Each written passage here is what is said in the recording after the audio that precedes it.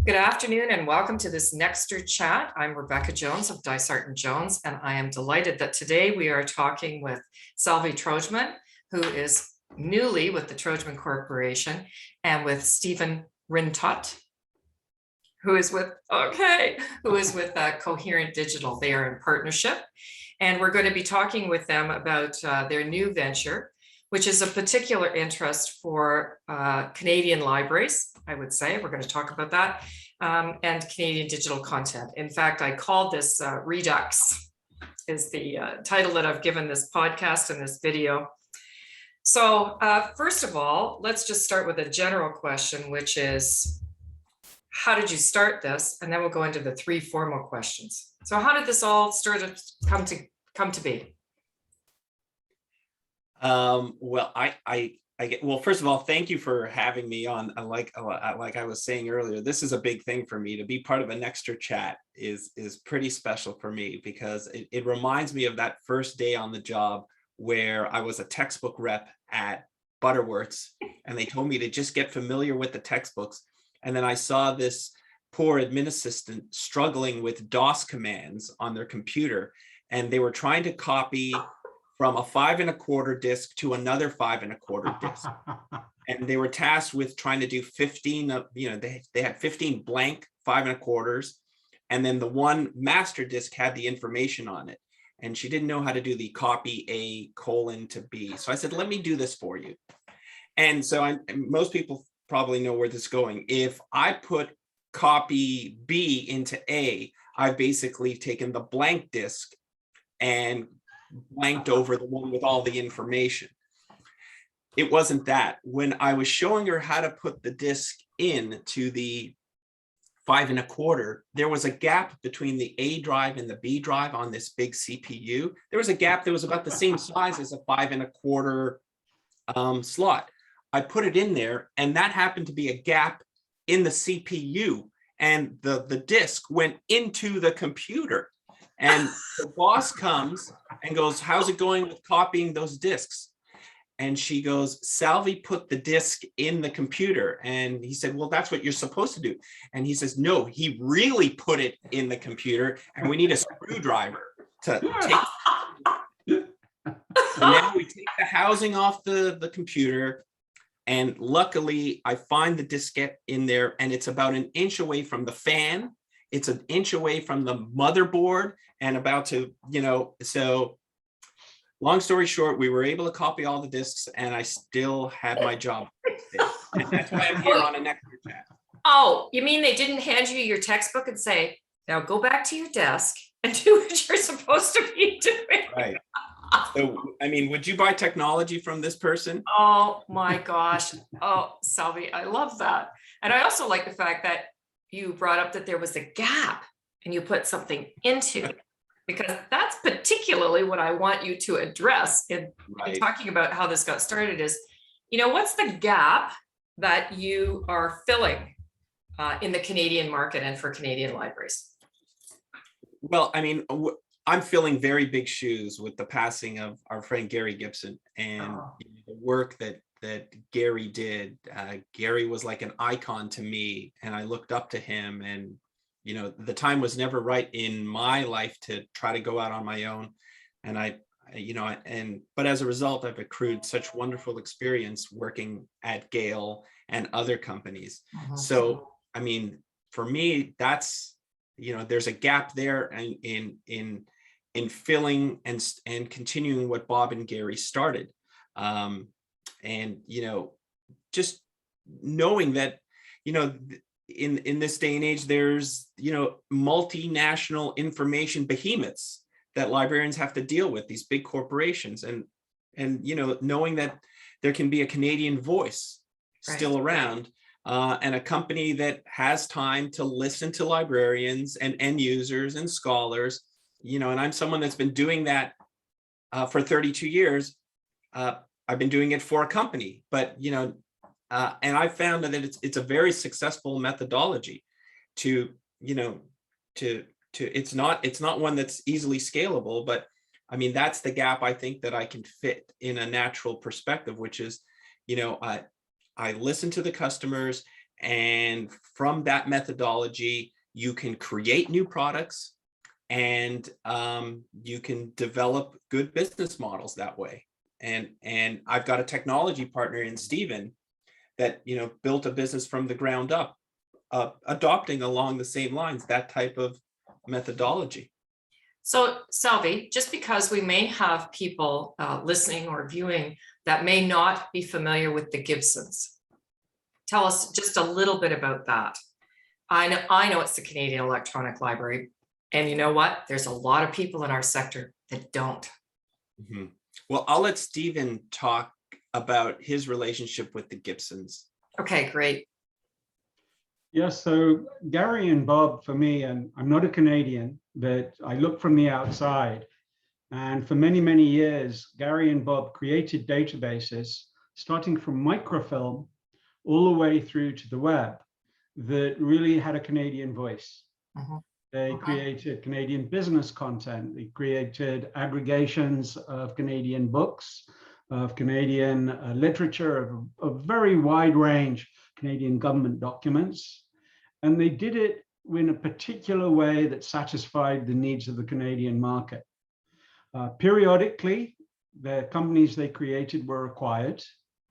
And what one noticed was the acquiring company frequently lost the Canadian voice. Right.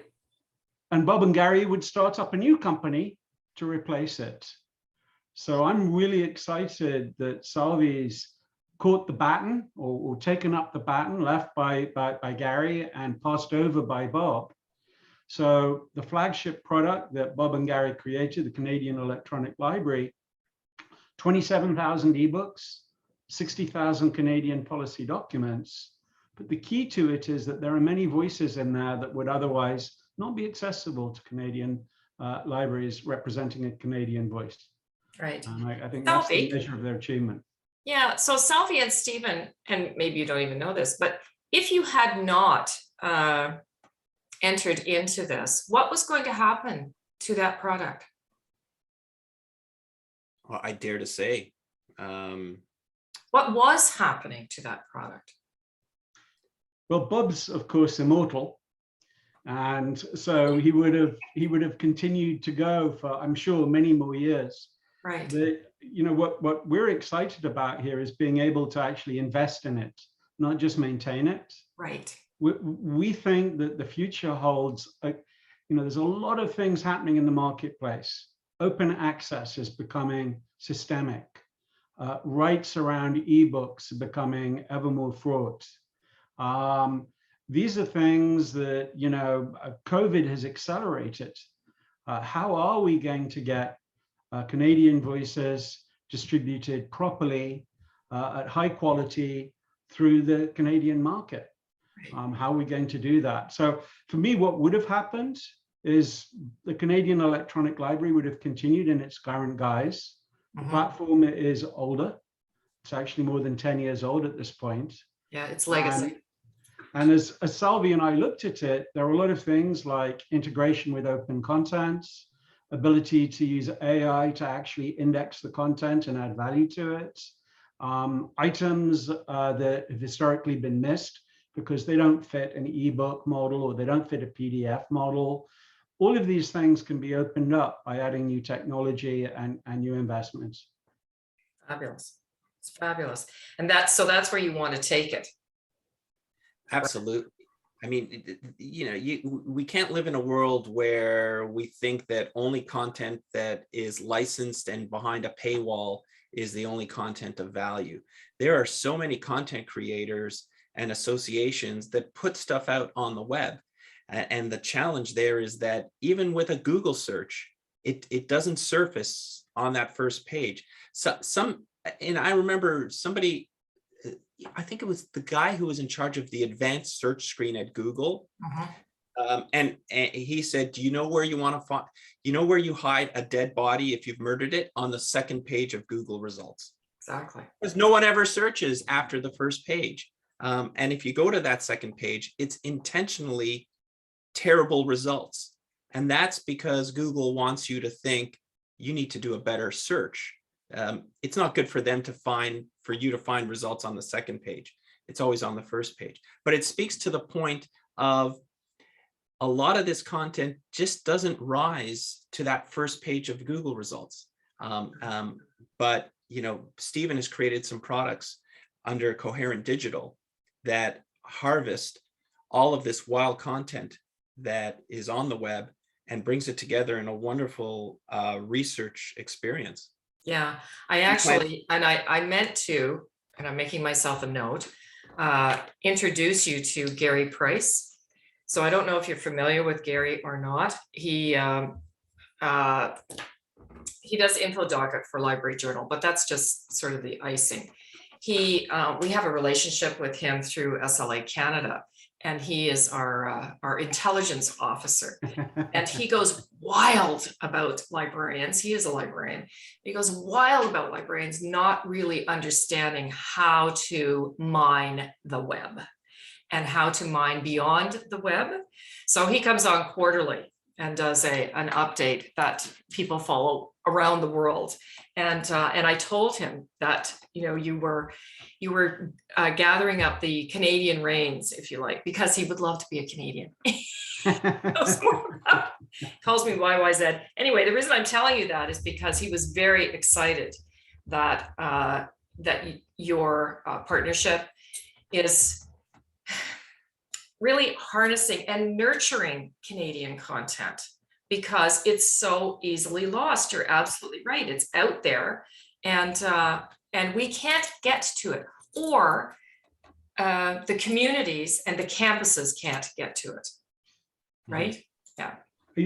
What's really interesting for me is whenever there's a technology change, it's always very difficult to remove the paradigms of the previous generation of technology. So we are so well adjusted to paying for content, and thinking that only content that costs money has any value. And also we've been trained by Google and Amazon and others that actually all of the material searchable, all of it's easily accessible on the web, and the first page of results is all you need. Yeah. Our experience has been the polar opposite, and that for librarianship, it's really, really important that we embrace that. For example, we did an analysis of 20 policy documents across a number of different topics, and fewer than 5% of the documents were actually bona fide reports in the subject areas we looked at. The rest were come-ons put out by consultants and consulting companies that tease you with a few pieces of data, but the primary purpose of their documents was to actually invite you to subscribe to their services. Of course. Right. That's what Google does, by the way. That's beneficial to Google because they advertise. But meanwhile, Salvy, you're generous saying the second page. It's very frequent for this material to be on the 20th page or the 50th page. And as librarians, we understand. And all Boolean operators near, why do we understand those are important? Because that's how we exclude junk and find the great content. Google lacks most of those tools. Right. Google prevents us from getting access to the content. And this content, does anybody think in the long run that open access is going to go away? If we plot the move of open access, we can see more and more content is going to become openly available. So why we are excited, Salvy and I, is we believe that the future needs to be a hybrid. Some content will stay behind a paywall, some content will go open, but scholars don't really care. Students don't really care. They want the great content. They want it in a single experience. And that's what Salvy and I hope we can grow the Canadian Electronic Library into.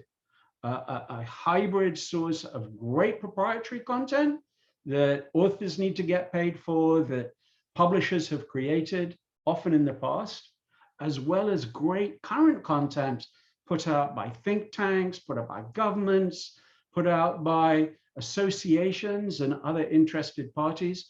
And in some cases, what we found is there is an expert whose blogs are actually as good as the best publications. Absolutely. Last I checked, Yeah, this this is true. And they're fleeting. they're That's fleeting. the other problem is then Yeah. they're gone.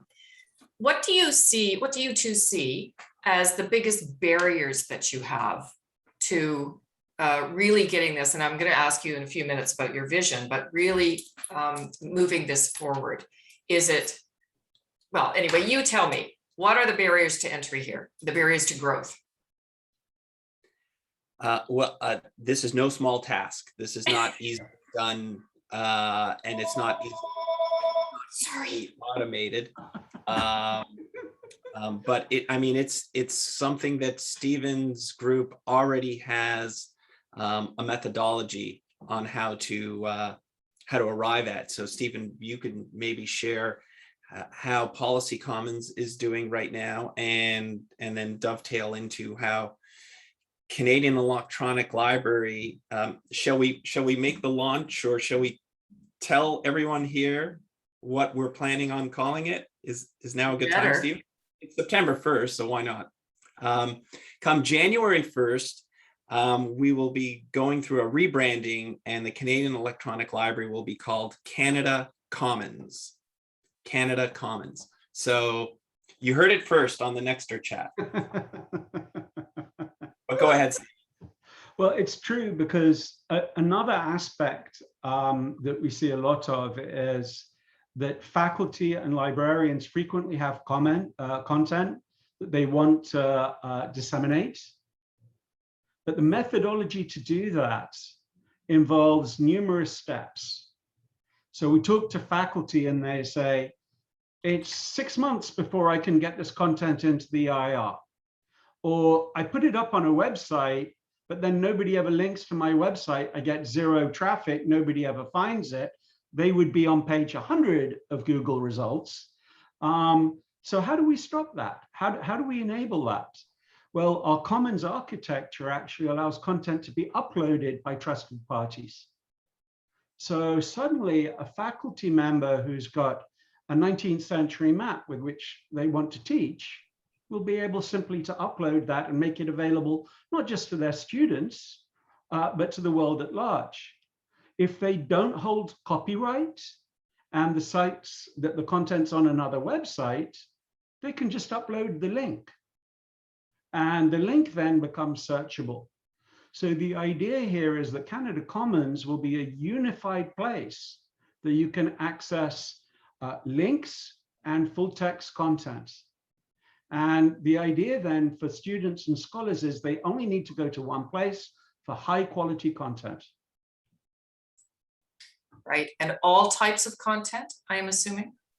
Yeah, currently we have mainly PDFs and related content, but no, obviously via links, we can deal with any kind of content. Right.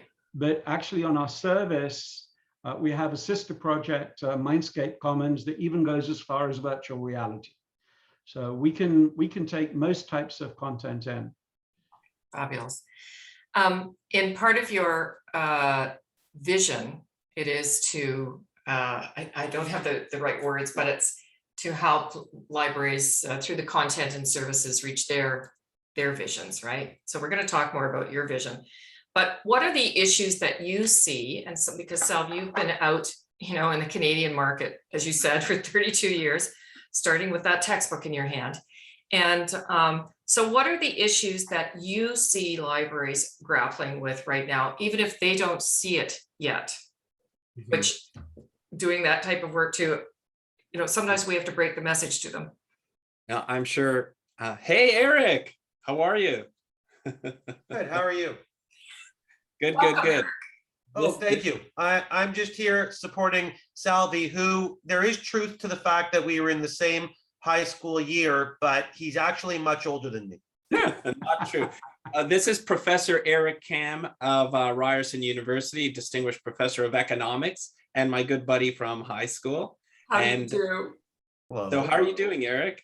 I'm doing well. Salvy, I did what you said. I put forth your name as the new name for my university, Salvy Trojman University. I can't confirm or deny they're going to choose it, but I did put it forward. Well, I mean, I'm honored, I mean, I was naturalized in 1968, so as long as there's no rules for having been born in Canada to Yeah, be no, named an institution, I'm no, good. no, no, No, no, we don't do that. so It'll I- be, maybe it'll be the Canada Commons University. There you go. There you That go. was- truth be told, my spies on the committee tell me that to avoid what's going on right now, they're not going to name it after a person again. Never. And it's going to be, although there was some push for Terry Fox University, but which I actually thought, and I say this with no humor intended, although you'll laugh, the concern with Terry Fox University is that FU was going to end up everywhere around the campus. Right. So apparently they're toying with names that are very generic, like Toronto Metropolitan University. Yeah, Stephen just cringed. So do I. But the reality is it's probably going to have Toronto in the name somewhere. Mm. Oh, thanks, Eric. That's all I know. So I'm just here to support Salvy. Please continue. Okay, Thank you. thanks. Thanks, Eric. Thank you for joining us. Well, I mean, I bounce things off Eric all the time at my years at Gale, and I actually showed him Policy Commons, and he was like, "Does it have this association? Does it have that one? Does it have that one? It's good. I like it."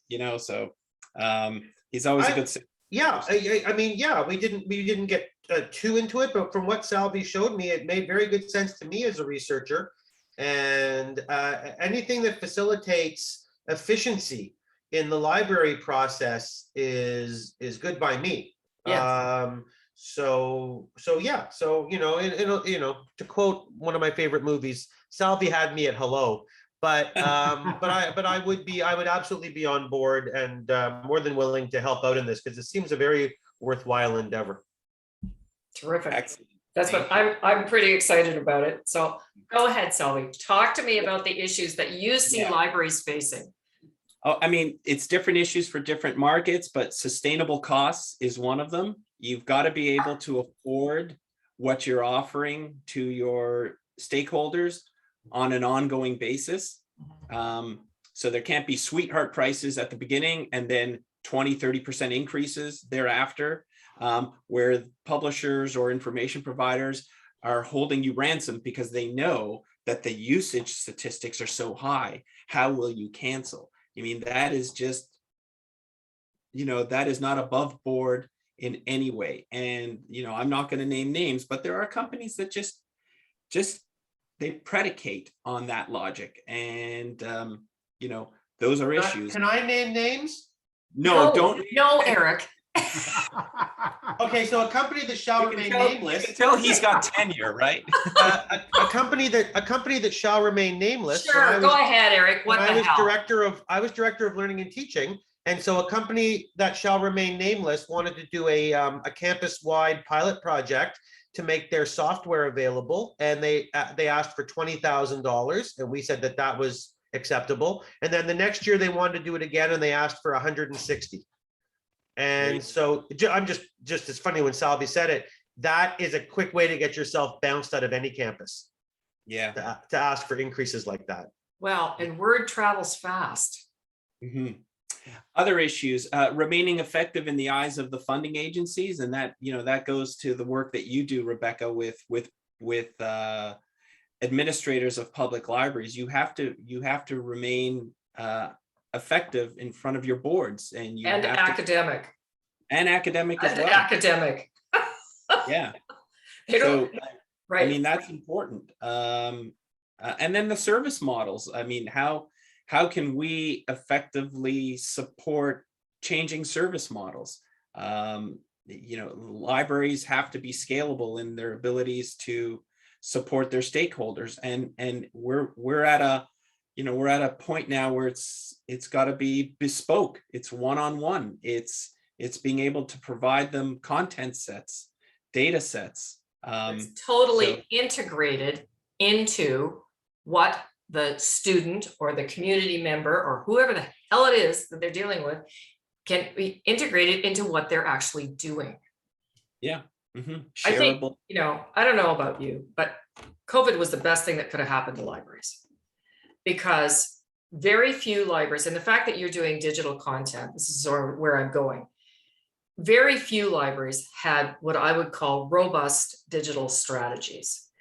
You can tell I'm heading into retirement. I can now say these things, but digital strategies that weren't just built around content, but actually how they were going to be a part of the digital environment. And they had to get up to speed pretty quickly with this. So when you're talking about service models that are totally blended between in-person and virtual, and have the content integrated into that content in whatever form it may be. Sorry. Absolutely. Absolutely. So do you see the technology and the marrying of these legacy systems like you found with Canadian Electronic Library and other new systems also as a challenge for you in dealing with the library market? Stephen, do you want to take that one on? Yeah, I look, as Salvy said, I think there's an enormous number of technical challenges and sales and marketing challenges. One of the biggest items that I see is that collectively, both publishers and librarians, we overestimate the value of Google and we underestimate the value of Google. The truth of the matter is that Google is a phenomenal service for finding any old item. It really is absolutely superb. 20, 30 years ago, pre-Google, nobody could have imagined we'd be that successful delivering content to individuals. The challenge is, though, that the way that they're doing it eschews most library and research standards. They don't care about quality. They don't care about search precision. The browsing capabilities they have are lamentable. So for me, what we've got to do collectively is decide where can we really add the most value. And we can add more value. We can add a ton more value. Why is it that there's so much content that faculty produces that just remains totally hidden? And we set up the journey to actually get that material onto the internet as a series of horrendous steps. You've got to have a MARC record for it, and it's got to, have this particular functionality, and you've got to format it, lots and lots of barriers. When actually somebody like Facebook can get content in the hands of 2 billion people in under a second for free. So for me, the challenges are absolutely there. Some librarians, when we present them our ideas on open content, are like, well, I can find this on Google. Some funding agencies, when asked to shell money out for library resources, are like, well, isn't it all freely available on Google? And the answer is, no, it isn't. It isn't. And if we just respect Google for what Google's good for, Google can bring you lots of traffic. Google's really good at introducing subjects to people. Google's really good at a very basic level of search. Fantastic. Good for you, Google. Now, if you want a professional 21st century library service that really helps researchers discover new things, it's got to be quality, it's got to be comprehensive, it's got to have those tools that librarians have established over the years that really let the materials be found well. And that's what Salvy and I hope to do for a small sliver of the market, the Canadian voices for Canadians. That's one of the things that we think we can take on. And by using library techniques, talking to librarians, which pieces of content do you think are deprecated? Oh my goodness, there's an Indigenous group here that has a very low quality website. Could we perhaps help them get that material up and out there and used in curricula? There's many, many opportunities. It does take us making sure that we understand where we can add value and where we can't. Right.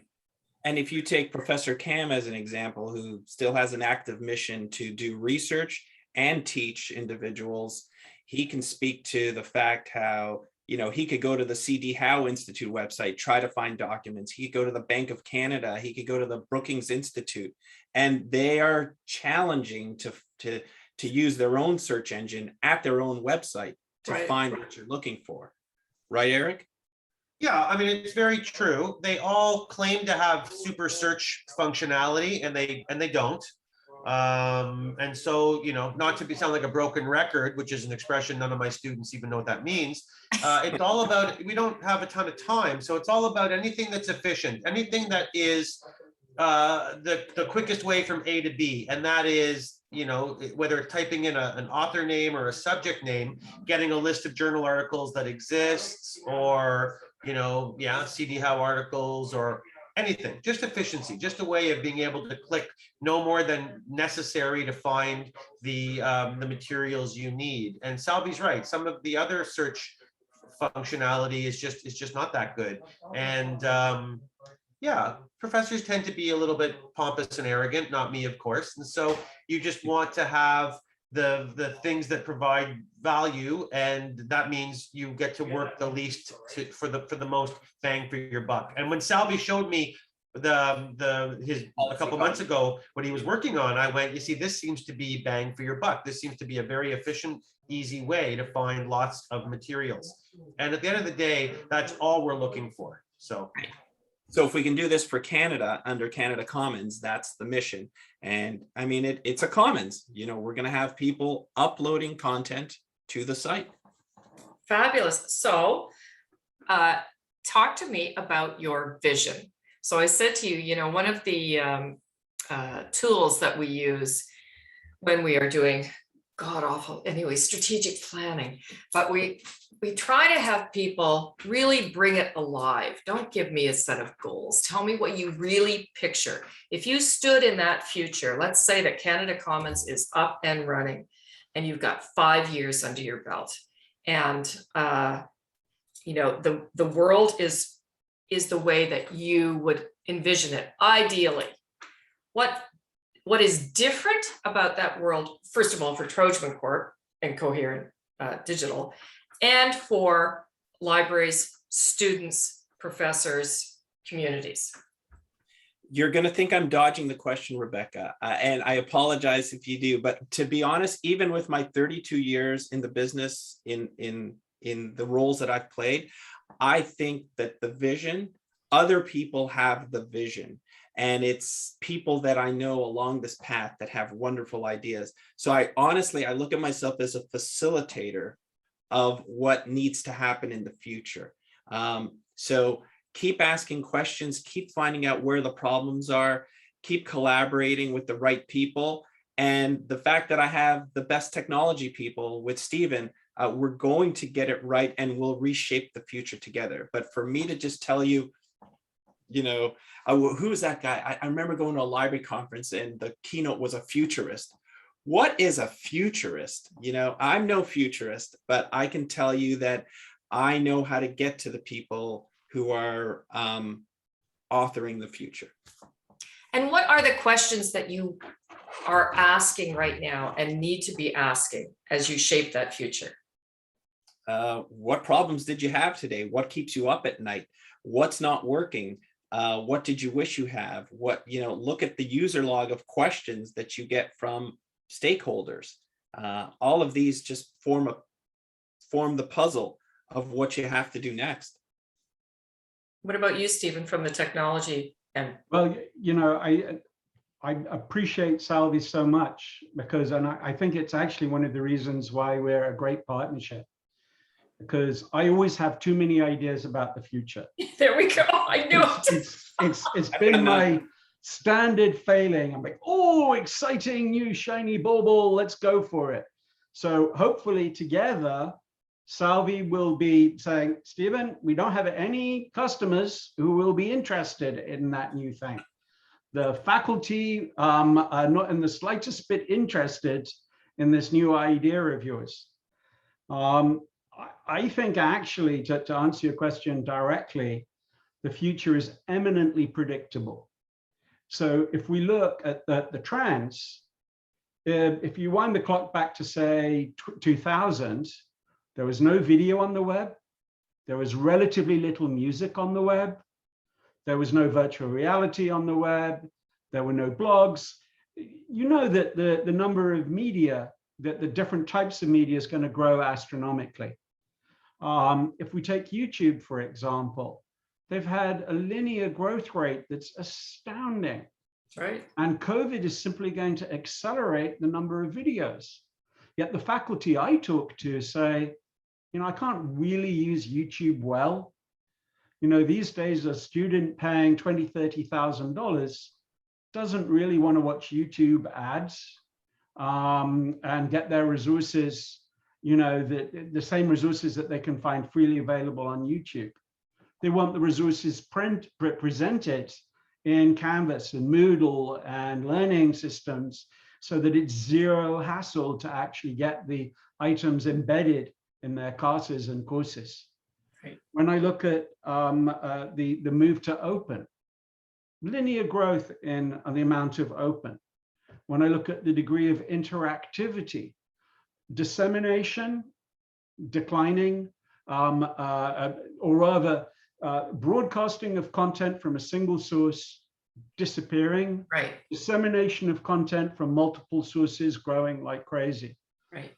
I would hope that sorry, you're going to say something, Rebecca. I don't want to. No, I was just going to say, and being added to along the way by other people, right? By other sources. Exactly. There are sites like Phil Papers that you may be aware of. That's PHIL Papers, that for me paint a very interesting picture of where the future is headed. So Phil Papers is a community of individuals engaged in the study of philosophy, Right. engaged in making that material openly available and understandable at every layer, from the layperson to the absolute experts in their fields. That for me provides a very good model. It works very well in a niche area like philosophy. Perhaps we can create similar models in other disciplines and in other regional collections, such as Canada Commons, so that that student who's special is able quickly to demonstrate their specialness and make their academic journey accelerated. And in areas like the sciences, the social sciences as well as applied, that we can accelerate discovery, accelerate identification of those items that matter, whether they're primary source items like data or artifacts, right the way through to secondary and tertiary publications where people are simply commenting on them. Right. And I'm with you on COVID. I'm very much with you on COVID. I'm old enough to remember people saying that they still wanted to keep their CD-ROMs. And in 1993, we had a small economic crisis, nothing like COVID. And suddenly it became apparent, look, you have a choice here. You get rid of your CD-ROMs and go to the internet.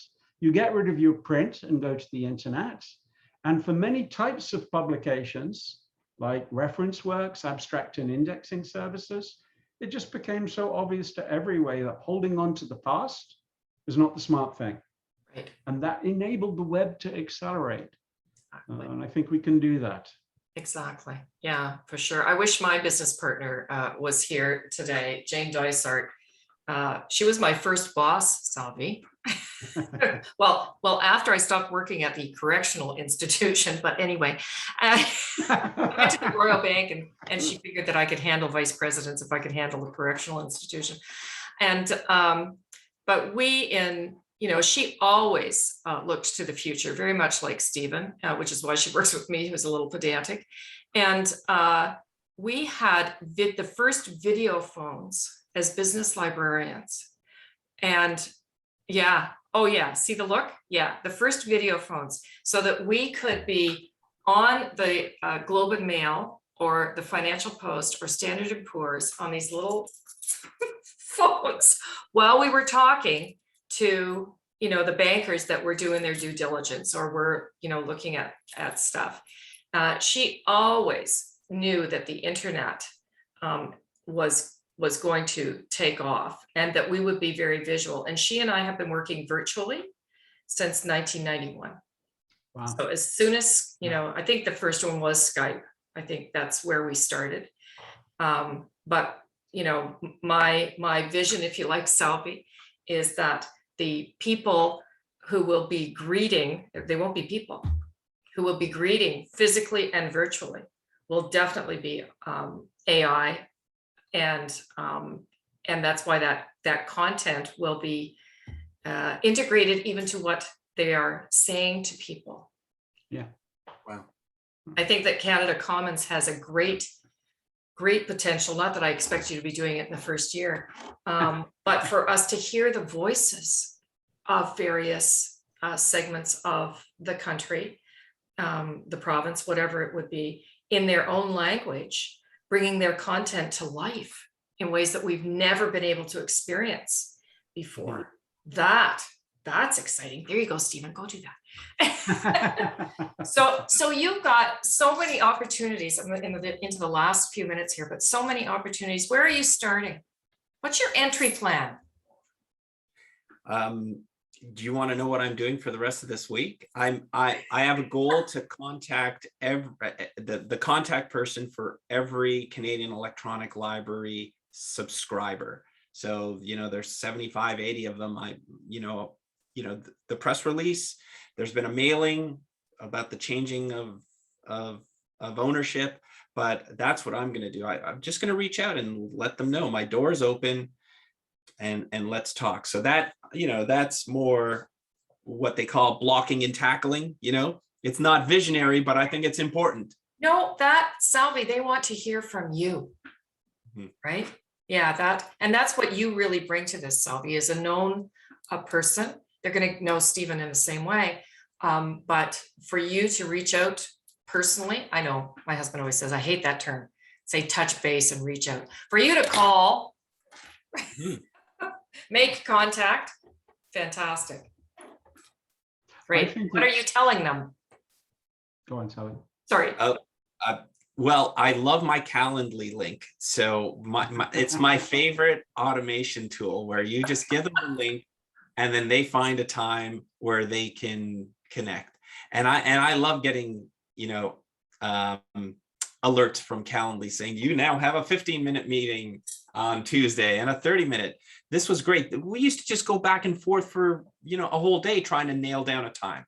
So, this is automation and it's great at its best. There's that. Stephen and I have already started talking to the publishers that provide us with the ebooks on the Canadian Electronic Library Network. So the Canadian Electronic Library. So, I'm starting phone conversations with them and letting them know that, the business model still remains and royalties will be paid out. And we're looking to grow the number of subscribing libraries. And, we want to make sure that they can continue to provide us with titles from their front list. And we want to grow. We actually want to grow business in public library markets. We're very strong in academic. I know. But public libraries are an area where we will focus on as well. Fabulous. I wondered if you were going to. Are you going to start with the big ones? Yes. Yeah. Yeah. There's another announcement tomorrow, but I can't make it here. Great. And do you see the market going beyond libraries? Well, here's the funny part. The business model that Stephen has in place, we are going to adopt it for Canada Commons. And that is, it's a freemium model. Anybody can just log on and register to Canada Commons, and they'll be able to do a certain number of searches per month, complimentary. And then beyond that, they'll be encouraged, or they will encourage their institution to get an institutional subscription. So, is that what you were kind of getting at in terms of, how's it been going for you, Stephen, with just... Yeah, what I was going to say, and I think it's really important, the first thing we've got to do, the privilege of the future, of building the future, comes from satisfying the present. So we've got to make sure that existing customers and existing publishers are well treated.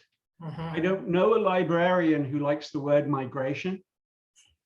It's always fraught.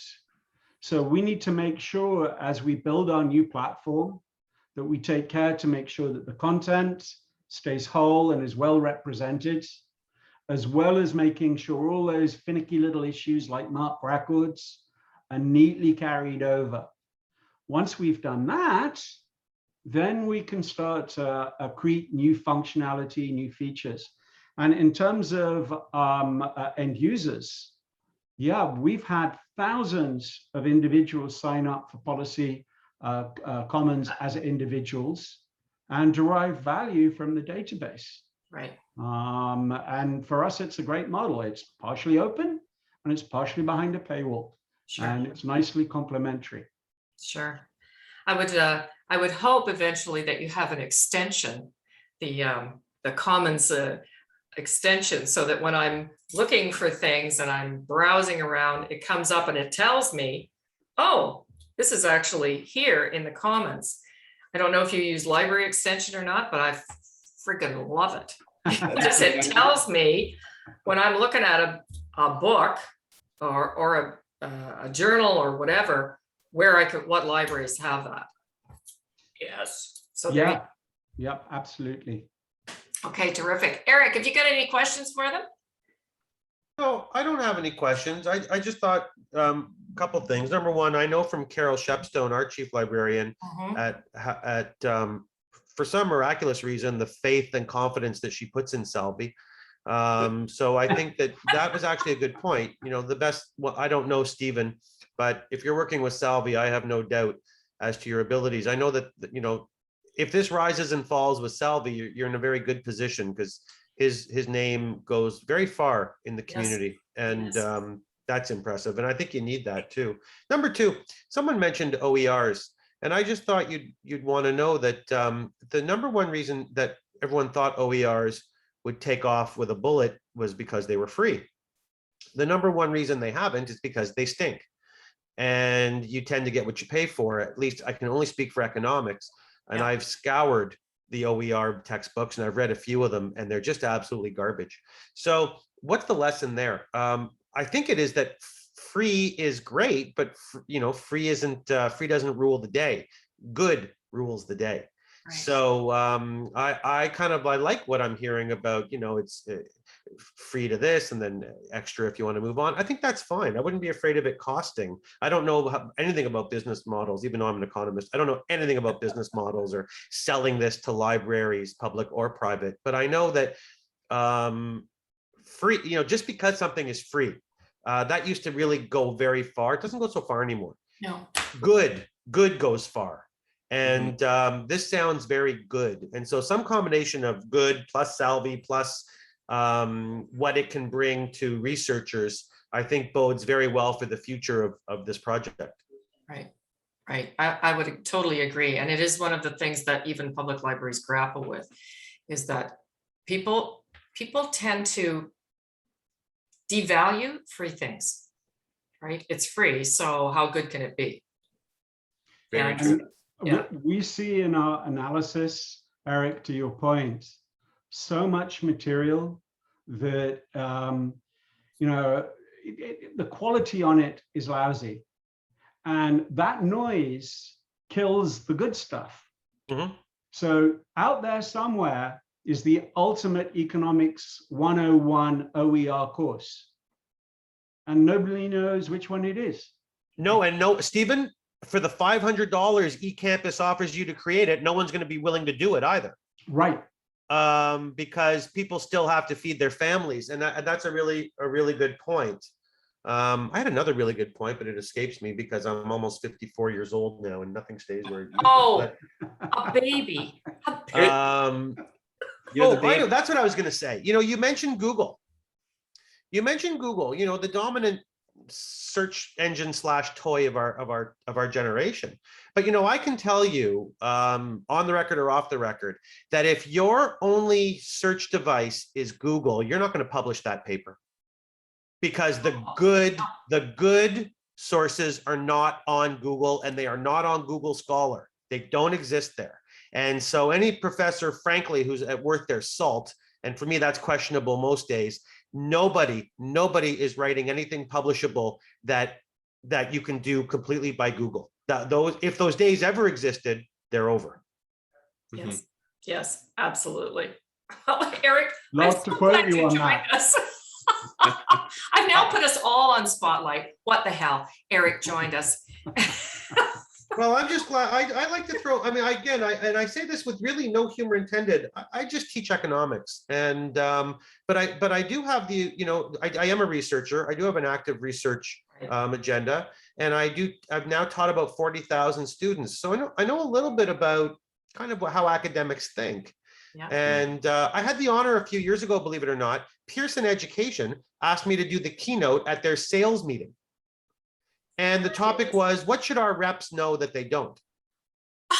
And that was a lot of fun. Great And I left some of them, frankly, looking terrified, because they thought they really knew how to do their jobs because they were general salespeople. But academia is not general, right? And so if I can help at all, Salvy knows this, 24/7, just ask. I mean, I don't really bring a great value added because I've never sold anything.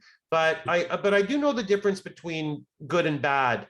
And I don't speak for all academics, but you'd be surprised how many people come down on the same side of what is good and what is frankly just garbage or a gimmick. And that's where I would put Google these days. Google's wonderful if you want to go shopping or if you like porn. But if you want to do real academic research, it's not your vehicle. It just doesn't work. Well, And Eric, I just say, no, Eric, I was just going to say, he's given me the last question. We have like 5 minutes. The last question is, what should libraries know that they don't? Salvy and Stephen. go ahead, Stephen. Oh, Wow. Well, that's a pass, isn't it there, Salvy? That's the pass.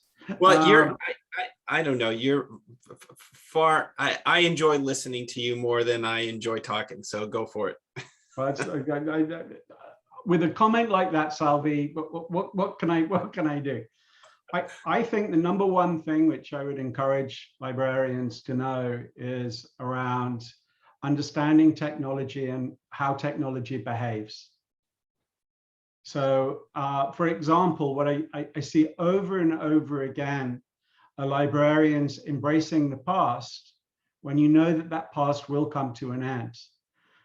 The easiest example I know is in the days when books hadn't yet gone digital, and I would show them a book in digital form, which in those days was green or sepia text on a black screen.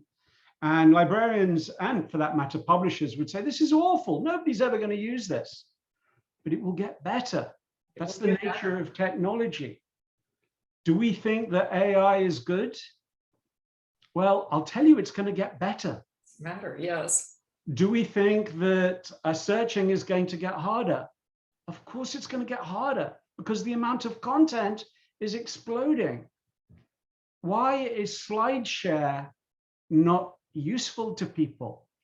There's hundreds of thousands, millions of great presentations on SlideShare, but almost none of them can be baked into a class easily because they don't know librarianship. They're horrendously indexed. There are many of them of low quality, and nobody's going through saying, use this one, don't use that one. The version control on them is horrendous.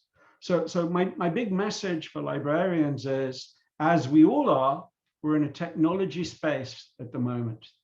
Right. Next, 40, 50 years is going to be all about technology, and technology has a particular type of behavior. It always gets better or disappears.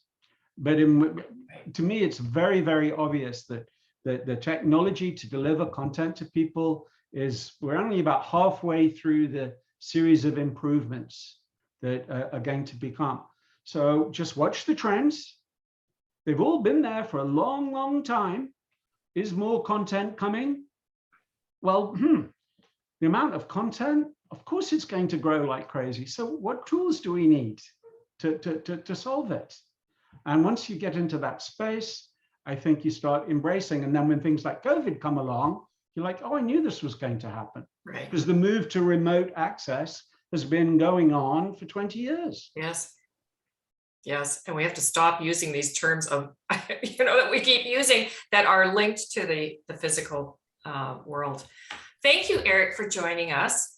Thank you, Thank you. Salvy and Stephen. Thank you so much. As soon as you hang up, this is going to convert, and then I'll get it up for you. And thank you to everybody who's going to be watching it and putting up with my swearing. And but Salvy and Stephen, we wish you all the best. I can't wait to see what starts to happen for the launch of Canada Commons and for whatever news release is coming out in the next couple of days. And I'll be looking to you for some trend watching too. Absolutely. Absolutely. Trojman.ca if you want to find out what we're up to. Fantastic. Thank you.